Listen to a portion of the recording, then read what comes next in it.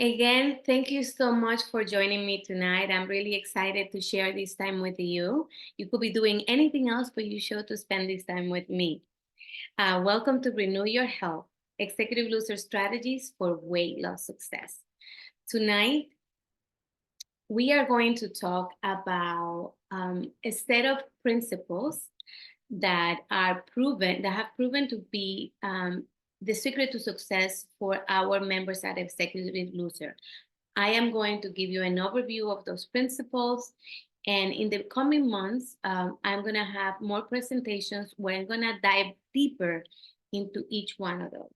But today I'm going to give you a taste, and there's going to be a lot of information. So I hope you have a notebook, pen, and paper, and there will be a space for questions and answers at the end. So, who am I? My name is Beatriz Fritschler. I live in the city of New York, so I like that we have representation from around the country.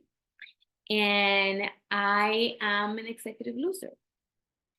I struggled with obesity most of my life. I had a lot of health complications. And in 2018, everything collided.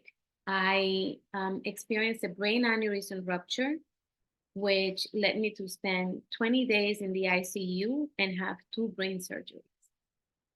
If you know anything about brain aneurysms, about 50% of the people that experience brain aneurysms die. And those who survive have some kind of cognitive or physical deficit. I am blessed to say that I came out of that experience with no deficit, cognitive or physical. So when I came out of the hospital, I committed to thanking my body for taking me through that journey and bringing me out intact. Look, I still get goosebumps. The actual paperwork, the discharge papers from the hospital, use the word intact. So, I decided to be nice to my body and treat it the best way possible so I could show gratitude for taking me through that experience. I started with exercise, but then eventually I had to accept that I needed to do something to release my weight because what triggered my aneurysm rupture was high blood pressure. And I couldn't get my blood pressure under control at the weight I was. And I was also pre-diabetic, plus a bunch of other complications. So about 4 years ago, I successfully lost 55 pounds. And ever since, I've been in the best health of my adult life. I am 48 now, and I feel way better than I felt when I was 28. Wow. In saying that, I just realized that I started taking prescription medication for blood pressure at 28. So at 48, I feel way better than I felt at 28. And when you have struggle and eventually you achieve success, other people come to you and start asking you, hey, how did you do it? So I found a lot of women in my circle, a lot of executive women here in New York, many in the philanthropic and nonprofit world that kept asking me for tips and for support.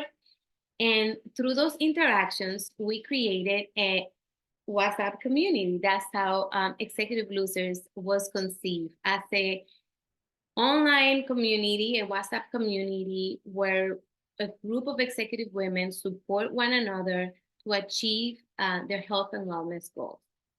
I can tell you that in our community, we have achieved a great deal of success. I will be sharing bits and pieces of the testimonials of some of our members as I share our success principles. It's been amazing. So it was an organic group that now is becoming much more than that. And I will share about that as well. So why focus on executive women? Well, in our journey together in Executive Losers, we have learned that the needs of executive women are very unique. We were talking about, Monique and I were talking about age groups earlier.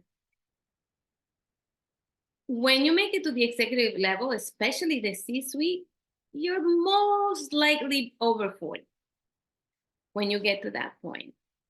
Our 40s, 50s are some of the most challenging times of our life. Not only do we have the stressors that come from work, it's called the sandwich generation for a reason.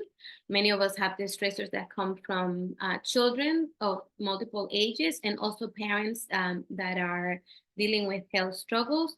The stresses that come from being in charge of a team and operation, and the challenges with weight management that come from perimenopause and menopause. So it's complicated for us. It's not easy for the executive woman. So having solutions that are specifically tailored and that take into account all those different challenges that we have are much needed. And we found in our community a way to create it, but we didn't find anything specifically tailored for us out there. And heck, we deserve to have something just for us. So our success principles. These success principles are a mix of sound health information and trial and error in our community. They have yielded amazing results, like I was mentioning. The first success principle is knowing your why. Why do you want to embark on a health journey? For me, after my aneurysm rupture, it wasn't about, because I've been in a diet my entire life and I tried before and I went up and down, but it was from a place of gratitude. I'm like, this body got me through a lot and I need to show this body that I care for her. So that was my why. I was willing to do whatever it took to take care of this body that took me out of the hospital intact. For you, it may be something different. And to be honest, my reason sounds pretty deep, but if looking good in a dress for a wedding at the end of the summer is your motivation and it gets you into action and it gets you started, do it. Whatever is your why, just identify that, because that's going to be your motivation that is going to keep you connected to your goal. Another very important principle is practicing conscious eating. And this is about being mindful of what we eat, how much we eat, and how that food impacts our body and connects to our goal.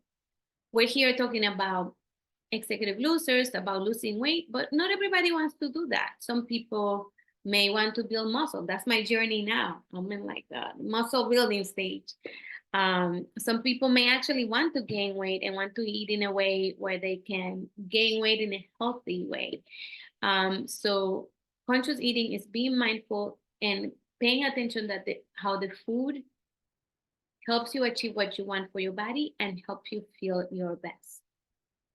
All movement is good movement is principle number 3.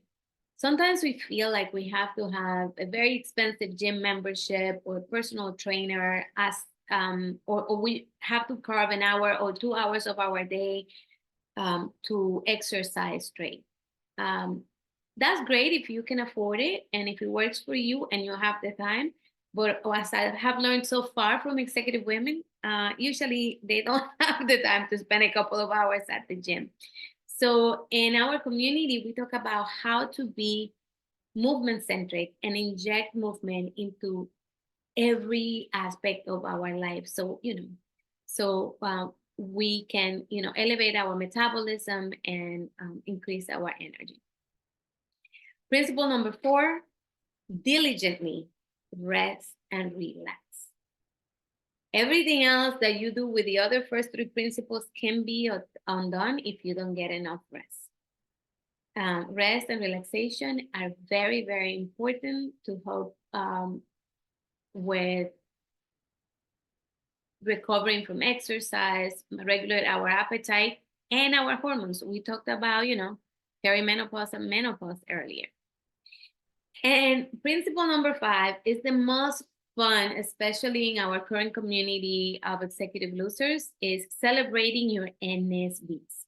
So NSVs are non-scale victories. And sometimes we get too attached to the scale.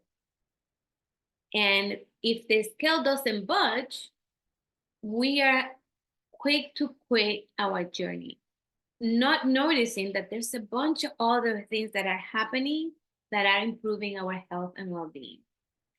So we're gonna talk a little bit about NSVs, and the reason why I say that's my favorite part, because our groups do check-ins at the beginning of the week, and they share their NSVs, and there's been, I think I'm gonna have goosebumps the whole night.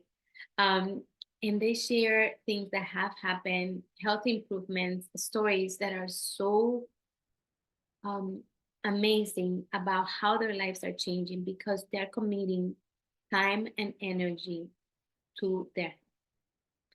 And all these principles are supported by community and magnified by community, because when we don't have the focus, bandwidth, energy to focus on any of these things on our own, the community is there to support us. The community is there to validate our why. The community is there to give us tips for movement, food, de-stressing, delegating, anything else that we need. The community is there to celebrate the NSBs with us as well. And that's why it's so much more fun and more amazing to do this with a community. So we marketed this presentation as Renew Your Health in the Summer Months. The summer presents amazing advantages and opportunities for us to kickstart our health journey. The days are longer. Like right now, I'm in New York City, and it's a very cloudy day, but I can still see the sunlight out my window. It's still bright. So just the fact that the days are longer gives you more energy. Less clothing, so you are less heavy. You can walk around, do more things. Presents a lot of opportunities for us to get engaged in movement-based socialization. The summer also presents a greater variety of fruits and vegetables. I had my first mango 2 days ago. It wasn't great, but I know there's better mangoes coming the rest of the summer, so I'm really excited about that. I love watermelon. I love a lot of the amazing fruits and vegetables that we get to have in the summer, and a lot of the beautiful social experiences. So the summer can really be a wonderful time to kickstart our journey. It also presents some challenges, and we're going to cover some of that as well. So we talked a little bit about knowing your why this is important. And since, you know what, I was talking about leaving the questions for the end, but since we're such a small group, an intimate group, I am going to ask you if you feel comfortable. The session is being recorded. What's your why? Why did you decide to join us today? And why are you considering embarking in a weight loss journey?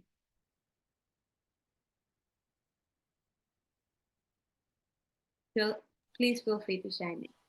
For me, it's about my children and wanting to be here for my children in the long run and to show them a healthy way of lifestyle. So that's my why. Wonderful. Maria, I think, yeah, no, for me, it's also, I have high blood pressure, but it's controlled. But the sugar goes up, and I've tried lots of things, but I need to get serious about it because the older I get, obviously, the harder it is and the worse it gets. So that's some of why I want to do it. And I look at myself in pictures and think, who is that woman? Because in my mind, I don't look like that. Well, those are very, very valid whys. And, write that down, keep that in mind. So when you feel disconnected, you can always go back to that. These are the reasons why I want to do this for myself. Those are wonderful whys.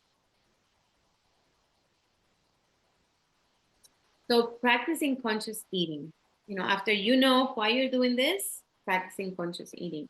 So as I mentioned earlier, practicing conscious eating is about being conscious and being mindful of what we are consuming. It involves, understanding what the right portion sizes are for us. Food planning. Many of our current executive loser members have become amazing food preppers. So on Sundays, I do food prepping on Sunday, and we share pictures of all the crazy cooking and with the cooking feast that we're having on the weekends.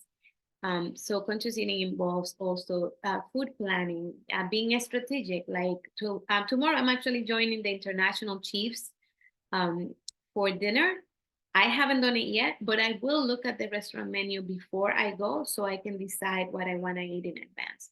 So I'm, not going to be distracted by hunger or anything like that when I get there and order something that may not be in agreement with my new body goals.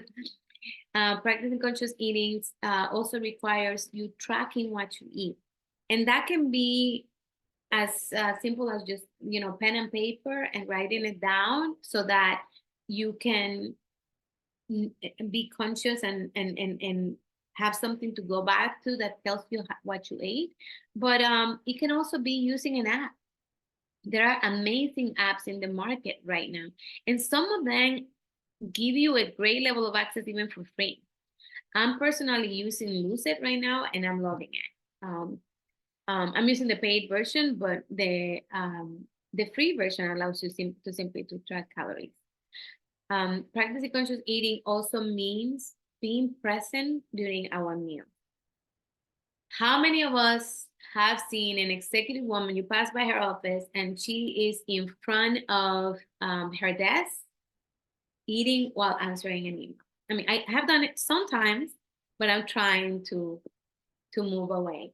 When we eat, and Monique, you tell me if you feel any different, but when we eat while doing something else, 5 minutes later, after you finish that meal, you're not going to remember what you ate. You're not going to remember even if you ate. So our satiety, it's really difficult to be connected to our hunger and satiety signals because we're not present with our food. So if it even if it means just stepping away for 15 minutes, I mean, I'm a fast eater, so I can eat like in 10 minutes a meal. Even if it means just taking those 10 minutes to be away from the desk and eat, that's very important because it will help us feel more connected to what we're having.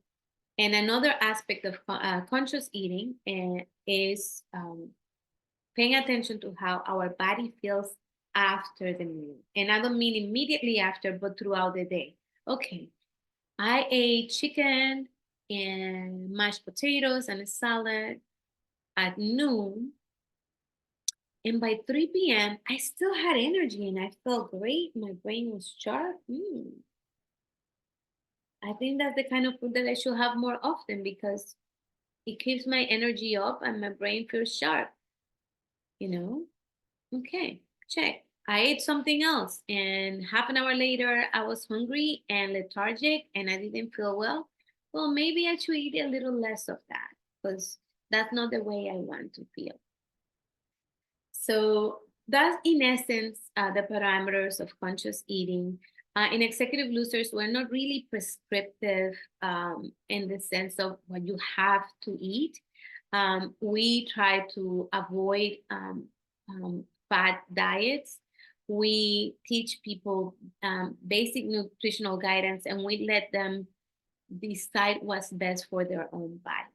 For example, basic nutritional guidance is for all of us, especially after 40, to start the day with a good protein source.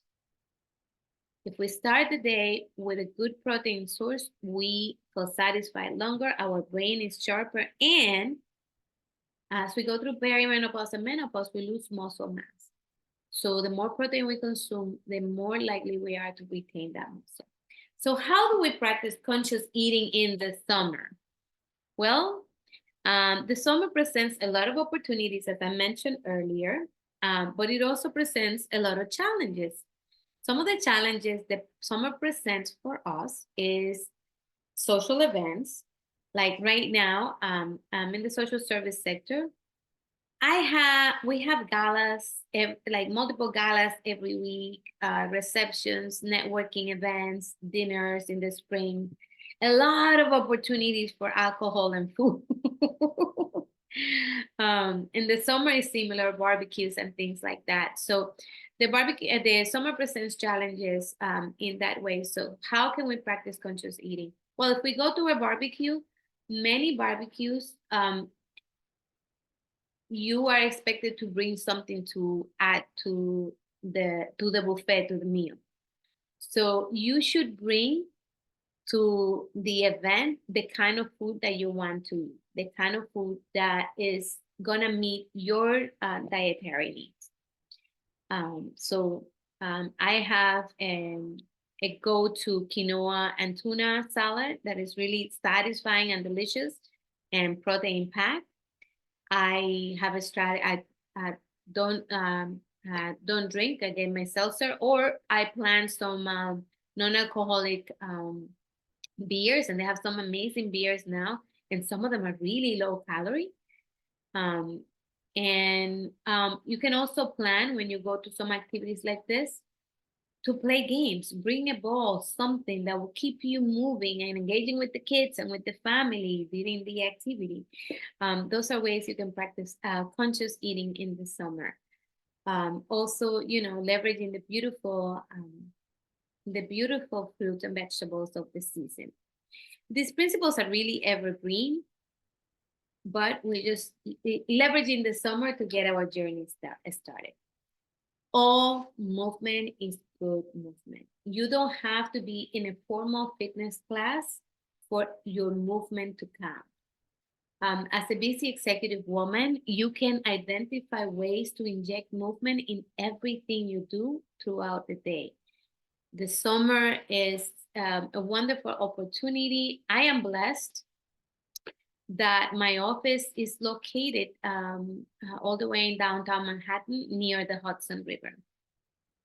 So I have beautiful outdoor spaces where I can walk. So one of the things that I do is I do lunch walks with my coworkers or walking meetings. And be careful what you wish for, because now that I'm known for that, and when I reach out to people, they already automatically expect that we're gonna go for a walk. And I got injured running, so I had a pain on my hip, um, and um, and people were like, "Oh, let's get together, let's go for a walk." And I'm like, right now, need a little bit of a break. So I'm known for Netwalking because I practice it so often. So yes, so the summer presents great opportunities for you to be outside and walk with coworkers instead of having a meeting at a desk, or have lunch walks. The summer also presents opportunities for you to do activities with family and friends. They say that when you engage in a fun movement activity with someone, you become more bonded and you release endorphins. So you are bound to like that person a lot more at the end of doing an activity with them than you did before. So maybe if you have a coworker you're having conflict with, invite them for a walk. And you may be able to get along better after. Find little tricks during the day. Find a longer way to walk to the bathroom. My office is in a pretty large floor, and I have counted. If I go to the bathroom the long way, I get 500 steps. Unfortunately, sometimes we have too many Zoom meetings and I have to go to the bathroom the short way, but whenever I have a chance, I go to the bathroom the long way. If you are in a building that you can go up and down the steps, challenge yourself to do that. My husband and I have a rule now. I mean, I haven't been doing it because of the injury, but we have a rule that if we go out, we're on the 6th floor in our building. if we go out or are coming back home and we don't have any bags, we must take the steps, not the elevator. And sometimes I don't feel like it, but we have made it a rule. So now we take the steps. And the steps have become significantly easier since we started implementing that rule. The summer also has a lot more outdoor activities. I don't know how it is. Maria, what city are you from? I'm in New York. I'm in Westchester County. Okay, so you're right next to me. I'm in Washington Heights. Great. Oh, okay. Yeah. Awesome. So I don't know how it is in Seattle, but here in New York, Monique, the summer is amazing for physical activities. The Parks Department has a Same here. The Parks Department has a program called Shape Up New York. And just in my local park, which is only 5 blocks away from me, there's yoga, there's Zumba, there's Tai Chi. There are walking groups, but those are like intense walking groups. The woman that facilitates them is a fitness expert. She's in her 80s, by the way, and she looks amazing. And they do push-ups on the benches and squats and all kinds of things. So it's not just a walk, it's a full body workout. So there's amazing opportunities if you look into your in your parks and your communities that happen in the summer, and many of them for free. And those are wonderful ways for you not only to get your movement in, but to connect with other people. There's also groups and communities talking about the power of community that focus on a specific activity. There's a lot of cycling communities for people who like to cycle, and you can go cycle as a group. That's what, I'm a cyclist myself, but sometimes it gets a little too crazy because I'm right next to the Hudson River, also uptown. And on Saturdays, you can see 50 bikes going by. You cannot even cross the street walking on certain areas around here. It's amazing. There's big communities of cyclists. I'm part of a running club too. If I didn't have a running club, many times I wouldn't go for a run because I have to be accountable to the running community. I show up for them. So yes, the summer is amazing. Hikes, the beach, the opportunities to move are endless. But it's also, like I said, finding those little moments in the day, parking farther away from the office or the supermarket if you're working from home. I commute in public transportation, so I try to come out a couple of stops earlier than my stop to my job so I can get some extra steps during the day. Movement centric. Anything you do, just think about how can I use having to go to this meeting, having to do this, having to do that as a way to increase my movement throughout the day. You have a date with a friend, how can you make it a movement date?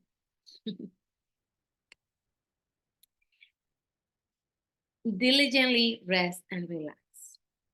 As I was saying previously, the lack of rest can undo everything else we talked about. When I don't sleep well, there's no willpower for me. I want to eat everything that's in front of me, and I usually eat everything that's crunchy, salty, and sweet. There's no such a thing as willpower. When I get a good night's sleep, my appetite is more level, and I can decline on that. Fried chicken is my weakness. I can decline on that fried chicken because you know what, today is not the day for that. I can plan my fried chicken another day, but not today. Okay, I'll pass today. Yes. And in the summer, we can find opportunities to relax, just like that beautiful picture on the slide. Being in green spaces, not only the act of being, laying down and resting is relaxing and restful, but also the green nature is nutritious through our eyes, through our senses. It just makes us feel better. That's another way. The summer is great for our health and our weight loss journey. Actually, this little painting that I have back here is something I painted in my local park during the summer months. So the recommendation is for us to get at least 7 hours of sleep every night. For us type A executives that sometimes are answering emails until 9 p.m., it may require practicing really good sleep hygiene, which includes getting away from screens for at least half an hour before we go to bed, so that our body can start getting ready for sleep. It may mean even thinking about what things we eat before we go to bed. I personally can't eat anything heavy before bed because I have a I have a super strong stomach, but for some reason, if I eat something heavy before sleep, I I spend the whole night with heartburn. So that also can interrupt the way you sleep. And relaxation.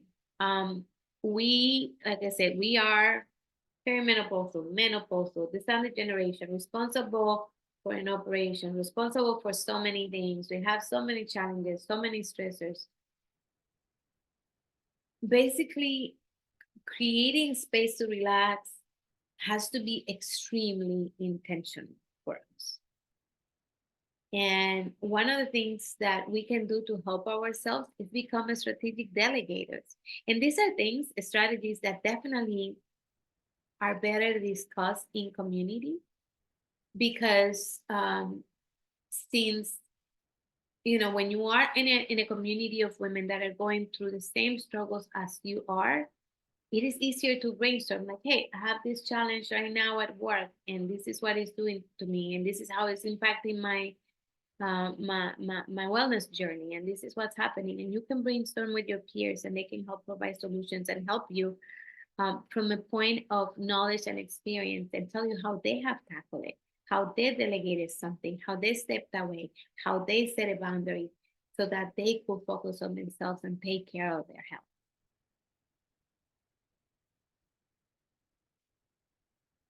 So celebrate your NSVs, non-scale victories.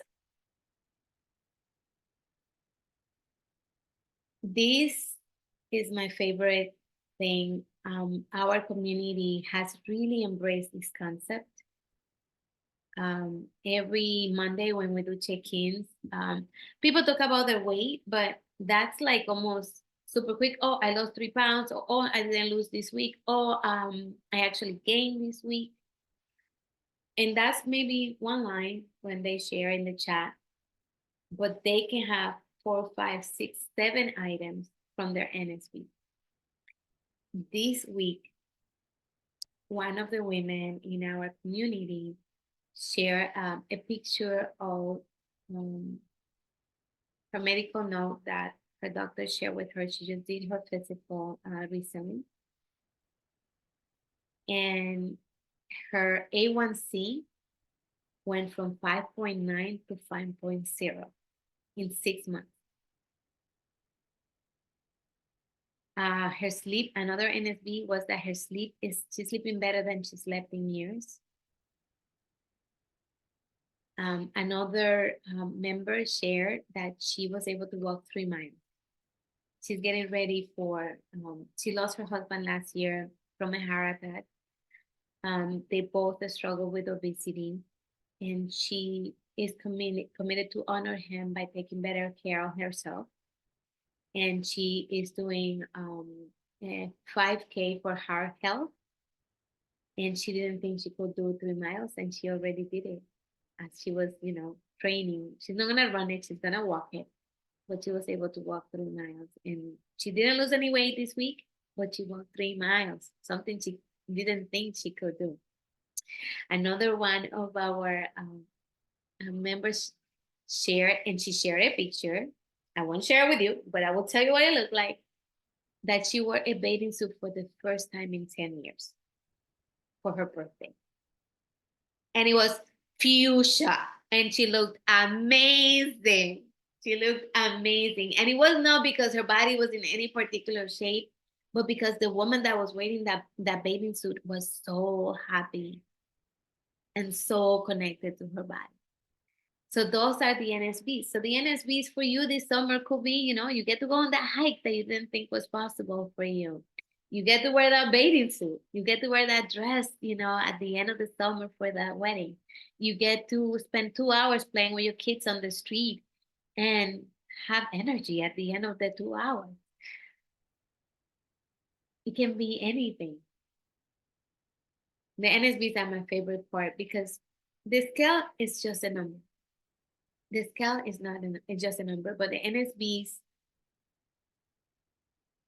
are what shows the investments that you're making in yourself and how everything that you're doing is holistically transforming your life.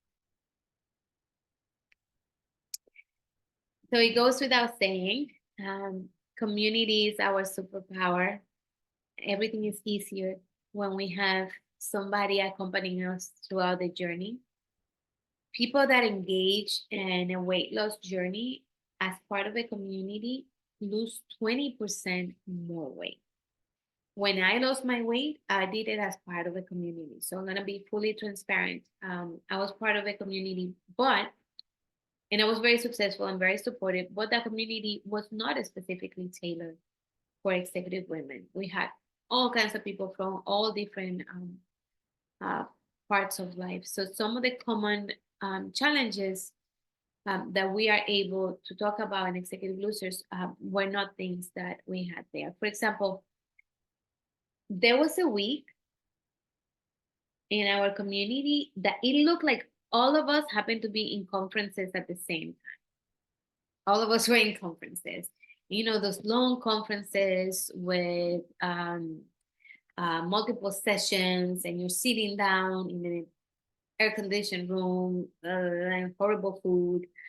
And we spent that week basically brainstorming with each other and trying to figure out how we could get our movement in and practice conscious eating during that time when we were in conferences.